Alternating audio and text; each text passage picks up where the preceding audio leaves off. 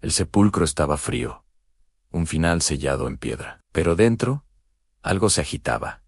No era un milagro, sino una rebelión. El cuerpo, envuelto en lino, despertó no a la divinidad, sino a la simple, cruda existencia. El hombre que había muerto, ahora solo era un hombre. Se despojó de las vendas, sintiendo el dolor punzante en sus manos y pies, cicatrices de una vida pasada, de una misión que ya no le pertenecía. El mundo que lo había condenado ahora lo recibía con una indiferencia helada. Se miró las manos, no como símbolos de sacrificio, sino como herramientas para tocar, para sentir la textura áspera de la roca, la calidez tímida del sol naciente. Había muerto por la humanidad, por el amor abstracto y universal, pero ahora sentía un vacío, una náusea, ante esa idea. El amor que había predicado era una sombra pálida, comparada con el pulso violento de la sangre en sus venas. Afuera,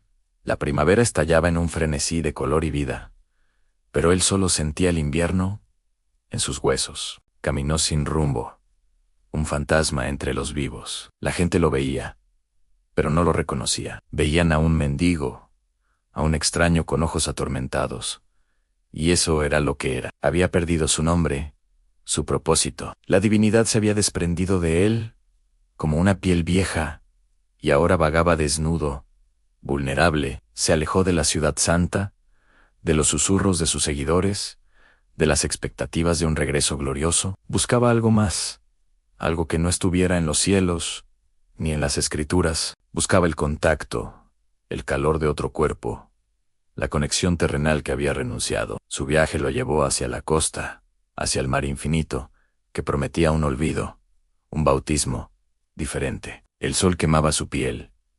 El viento salado borraba las huellas de su pasado. Ya no era el Salvador, era un fugitivo de su propia leyenda. En su peregrinaje, encontró refugio en una pequeña cabaña, habitada por un campesino y su esposa. Le dieron pan y agua, sin preguntas, sin veneración. Allí, observó la vida simple en el trabajo de la tierra, el cuidado de los animales, el ciclo incesante de nacer y morir. Veía la ternura en los gestos cotidianos, una devoción más real que la que se profesaba en los templos. Pero él permanecía aparte, un observador silencioso. El miedo lo carcomía. El miedo al contacto, a sentir de nuevo. Había cerrado su corazón al mundo para poder amarlo todo, y ahora no sabía cómo abrirlo para amar a una sola persona, para sentir el toque singular de una mano. La soledad era su nueva cruz, una mucho más pesada que la de madera en el mar. Lo llamaba. Se sentó en la orilla, viendo las olas romper y retirarse, un ritmo eterno de dar y recibir. Recordó sus palabras sobre la fe, sobre el amor que mueve montañas. Pero ahora, esas palabras sonaban huecas. El amor no era una idea, era una fuerza física, un temblor en la carne. Y él, que había hablado tanto de ello, nunca lo había conocido de verdad. Se dio cuenta de que su resurrección no estaba completa. Había vuelto del sepulcro, pero su cuerpo seguía siendo una tumba. Necesitaba despertar, de verdad, no solo a la vida, sino al deseo. Necesitaba que el sol no solo calentara su piel, sino que encendiera la sangre estancada en su corazón. La verdadera resurrección, entendió, no era volver de la muerte, sino aprender a vivir plenamente, con cada fibra de su ser. El destino lo llevó a un templo pagano junto al mar,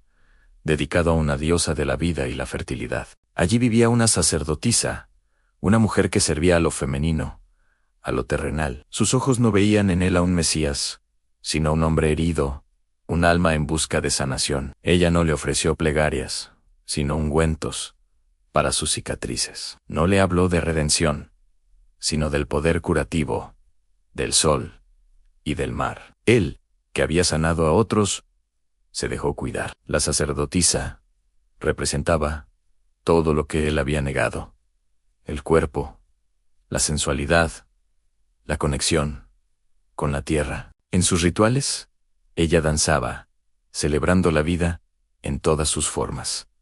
Él la observaba, fascinado y aterrorizado. Ella era el fuego que podía consumirlo o purificarlo. La sacerdotisa sintió la profunda herida en él, no solo en su carne, sino en su espíritu. Vio a un hombre que había huido de su propia humanidad. Con delicadeza, sin palabras, lo invitó a dejar de lado su carga. Le enseñó a sentir el sol en su piel, no como un castigo, sino como una caricia. Le enseñó a escuchar el mar, no como un abismo, sino como una cuna. A través de ella, él comenzó a redescubrir su propio cuerpo, no como un templo sagrado o una prisión de pecado, sino como un vessel de sensaciones, el aroma de las flores, el sabor de la fruta madura, la textura de la arena bajo sus pies, pequeños milagros cotidianos que había ignorado en su búsqueda de lo sublime. Ella lo estaba anclando de nuevo a la tierra, preparándolo para el toque final que completaría su renacimiento. Una noche, bajo la luna llena, la sacerdotisa lo encontró junto al mar. Las olas brillaban, el aire estaba cargado de una electricidad silenciosa. Ella no le habló de dioses, ni de almas, le habló de cuerpos en del sol, que fecunda la tierra, de la luna que gobierna las mareas y la sangre. Lo tocó en su mano, cálida y viva.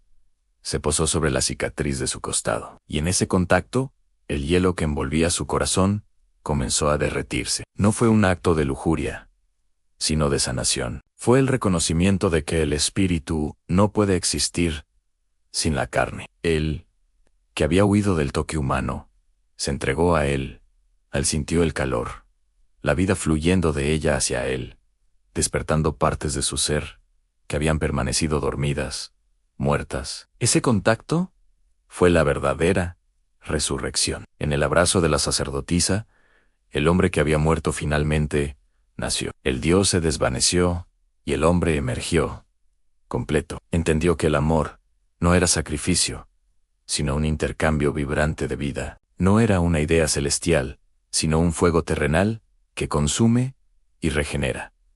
El sol de la mañana lo encontró transformado. Sus cicatrices seguían allí, pero ya no dolían. Eran el mapa de un viaje, no las marcas de un mártir. Miró a la mujer que dormía a su lado, la encarnación de la vida que había rechazado, y que ahora lo había salvado. Sintió una gratitud inmensa, no hacia un Padre celestial, sino hacia ella, hacia la tierra, hacia su propio cuerpo renacido. Decidió partir, no para predicar una nueva doctrina, sino para vivir. Su misión ya no era salvar al mundo, sino experimentar la vida en su totalidad. Se despidió de la sacerdotisa, no con tristeza, sino con la certeza de un vínculo indestructible. Ella le había devuelto su humanidad. Él zarpó en un pequeño barco, sin destino fijo. El futuro era un océano abierto. Ya no buscaba seguidores, ni adoración. Buscaba el sol, el viento, el sabor de la sal en sus labios. Buscaba la plenitud del instante. Había muerto como un dios para renacer como un hombre, y en esa simple, gloriosa humanidad, encontró la verdadera eternidad. No en el más allá, sino aquí, ahora, en el latido de su propio corazón. El hombre que murió se convirtió en el hombre que vivió. Su historia no se escribiría en evangelios, sino en el murmullo del viento, en el ciclo de las estaciones, en el valiente acto de abrazar la vida con todas sus imperfecciones y maravillas. Su legado no sería una cruz, sino la simple y profunda verdad de que para encontrar el cielo, primero hay que amar la tierra. Y así, navegó hacia el sol poniente, no como un redentor, sino como uno más, un hombre finalmente libre. Comparte tu reflexión y debatamos sin censura. Suscríbete a Audiolibros Prohibidos y para más obras que nunca escucharás en otro lado.